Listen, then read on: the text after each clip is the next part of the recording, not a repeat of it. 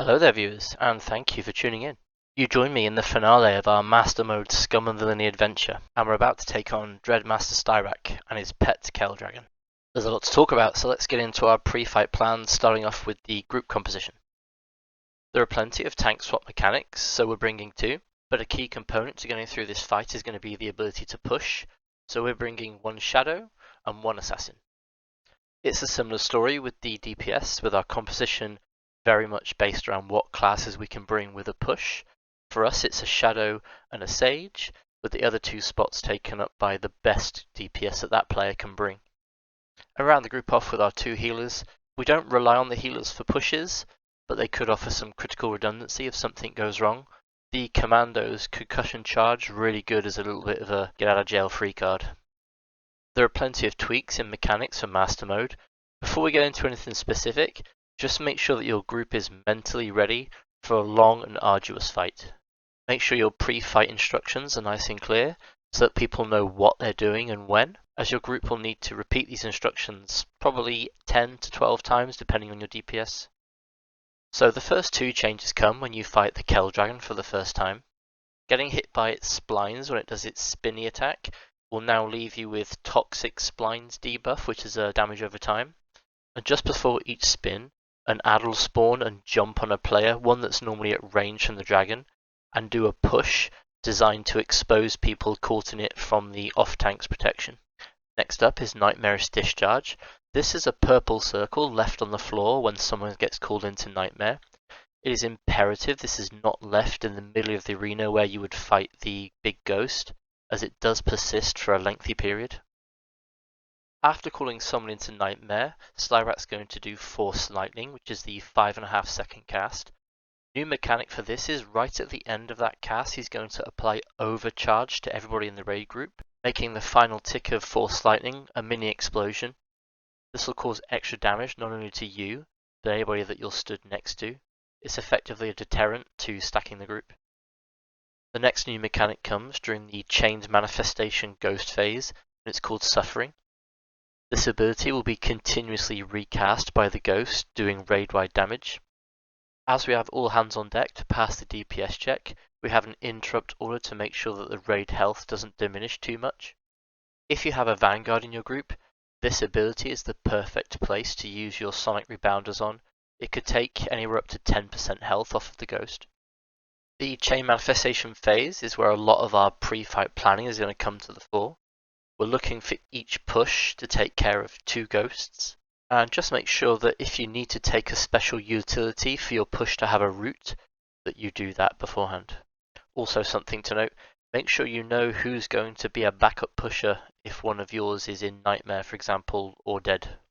And the final thing before we get some footage rolling is the lightning manifestations that come after the chained manifestation, going to spawn in random locations. So make sure that your raid has a good awareness to be able to jump in different directions each time. And with that, let's go. Yeah, don't let it buff on skeletons. And 3, 2, and 1.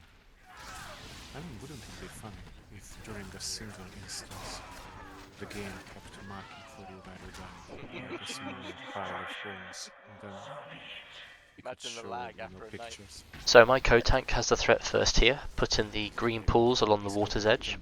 The rest of the group lines up behind the Dragon, with our healers furthest away looking to bait the pusher ad which is going to spawn soon. So there's the ad that's about to jump on our Sage healer at the back of the group. Dragon's now going to do the splines, which I will block with deflection. My co-tank is still main threat at this time. We like to do our actual tank swap when he gets choked by the Styrak ghost. Next is the buffing ad that appears for the first time. The quicker we can kill this, the less stacks it will put on the Dragon, the less damage it will do when those stacks expire.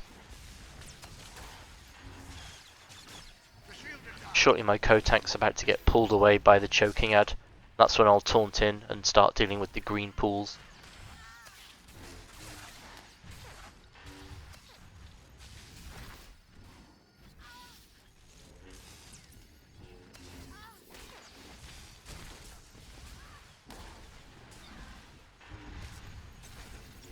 Now I'm about to get knocked away and my co-tank will block the splines for the group, and we'll repeat this little process for the rest of the phase.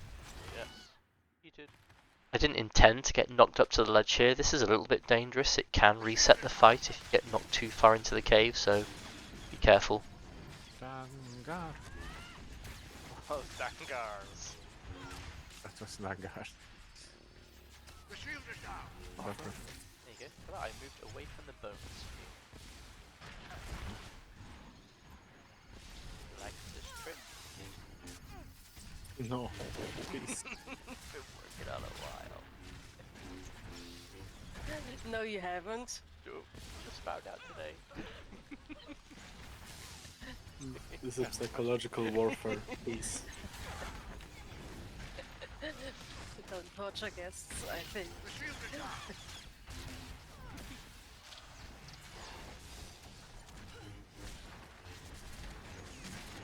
I mean, it's better than saying pusher with different. Yep, looking. I did not get you different. Yeah, I was waiting for it and it never happened. So by the way, it's still a better line than saying, should I press this button? Even I don't know what it does. I mean, a few weeks ago that was very true for me, right? I'm being choked in a spit. Farmer needs a pool, farmer needs a pool. Crucial bit of communication there from the tank and the healer. Got choked into a green pool. Also need to be pulled out, otherwise likely gonna die.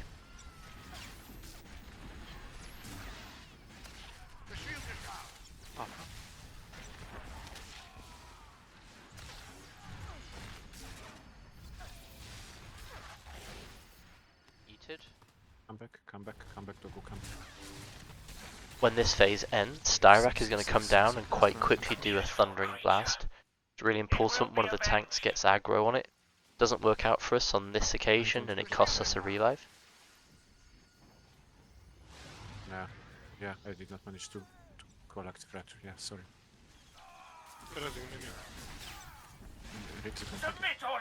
And we're about to see Styrak do Force Lightning for the first time with the overcharge buff at the end.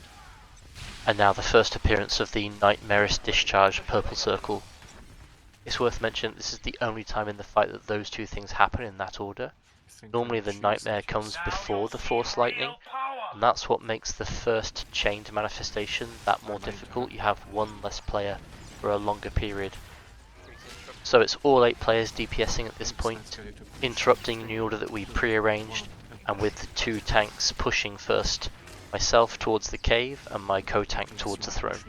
Our second set of pushers then do theirs with their pre-arranged positions and directions, and if your DPS is strong enough, you won't need any more. Now we're looking for the random spawns of the lightning manifestations, making sure that each one has someone in melee range. You are free to move, please.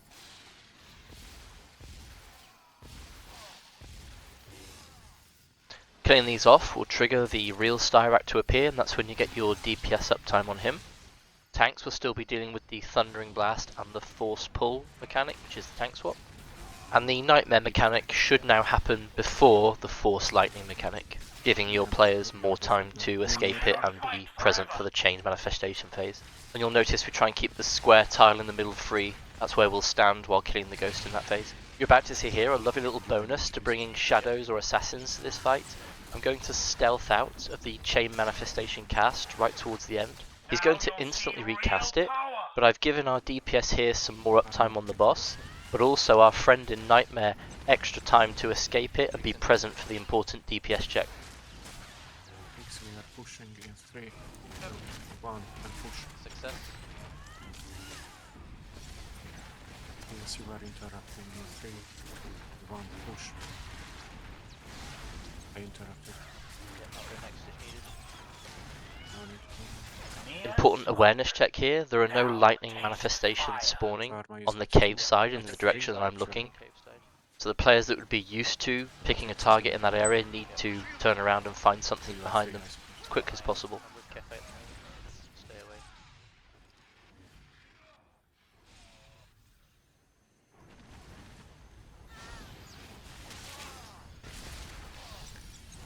Yeeted. You're going to see a moment of individual error from myself here. My co-tank's been called into Nightmare, and so I have to retake main threat of the boss. I get the Thundering Blast turned away no problem, and I'm now thinking about stealthing out of the chain manifestation. Obviously I can't, because I've just done it, and I'm expecting this cast to get cancelled. When it doesn't get cancelled, I make an error of judgment and move in the wrong direction, and then can't get through the chain manifestation, and I die. In hindsight, I should have just ran through the purple circle. To make sure I have time to get back in position, the lead calls for a change in the pushing rotation, and the group does a nice job of adapting to the changing circumstances. You've now got a long sustained period of repetition. Making sure everybody stays focused and concentrates is going to be really important, but also the ability to adapt and cover a colleague if they make a mistake can keep the pull alive. Now taste fire. I suppose I am the main tank?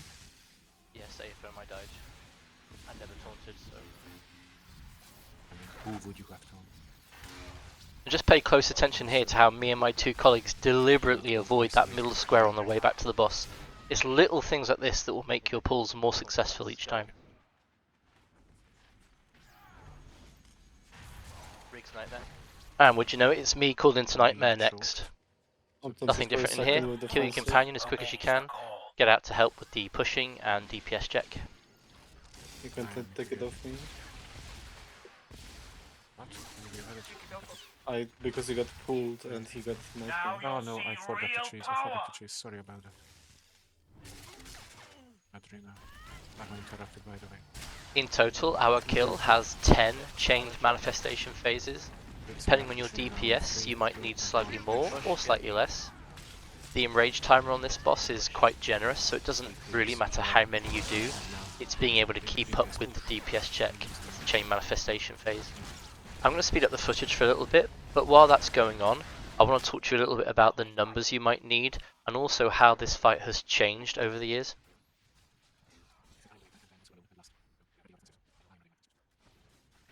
Let's start with the DPS check for the chain manifestation. The magic number you're looking for is approximately 130,000 DPS per second over that 30-second burst window.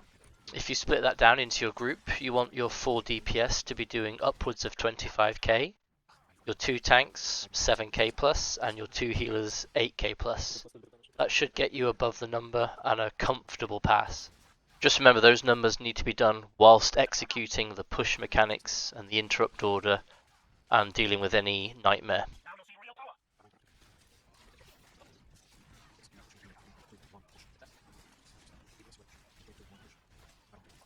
So being able to hit this DPS check is the name of the game for this fight. However, it wasn't always that way. And it was fights like this that really encouraged me to do these guide videos. If you take the time to watch the Dulfy guide from 8-9 years ago at the time of recording, you'll notice the tactics then were to go to the chain manifestation ghosts and push them, hard stun them, root them, use grenades on them, anything to keep them away from the ghost while your DPS were DPSing it down. DPS check wasn't as tight back then. If you try that tactic now, you're going to run out of time. Styrak's going to appear at the end of your chain manifestation phase. He's then going to persist through your lightning manifestation phase, just making your life extremely difficult. You're going to lose DPS, lose healing, and eventually you're going to fall behind to a point where you can't recover. I'll let the rest of the sped up footage play through, and I'll come back to you once we get closer to the burn.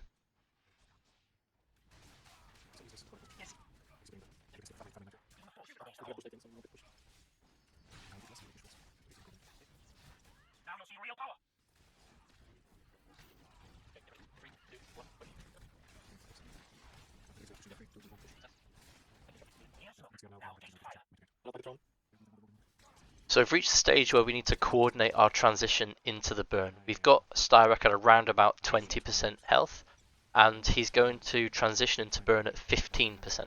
And our goal is to go into the burn with the group health as high as possible. How we go about this is we're going to push Styrak to 17% health, and then we're going to deal with one final chained manifestation phase, one final lightning manifestation phase, and then we're going to push Styrak as quick as we can to 15 before he does any of his high damaging abilities like the Force Lightning with Overcharge and too many Thundering Blasts.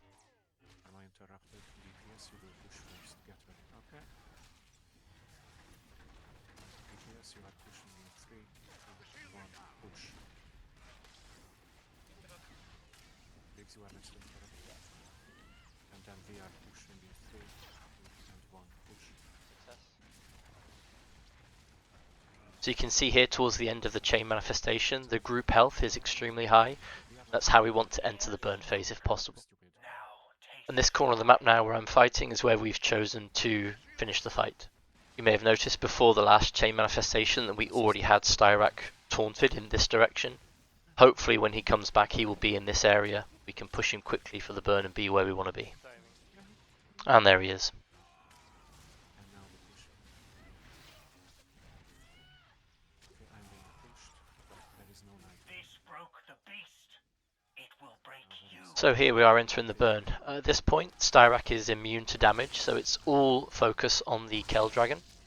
He's going to apply Shredding Claws to the tank with threats, just like in the earlier difficulty modes. The tank swap needs to happen a lot earlier though. With cooldowns, maybe 10 stacks. Without cooldowns, more closer to 5. So let's tank swap. Yeah, swap I have now. it. Submit or die. I'm taunting Styrak for the time being. If you're...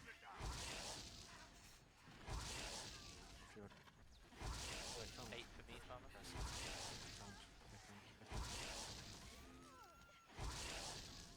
Yeah, okay, No retreat.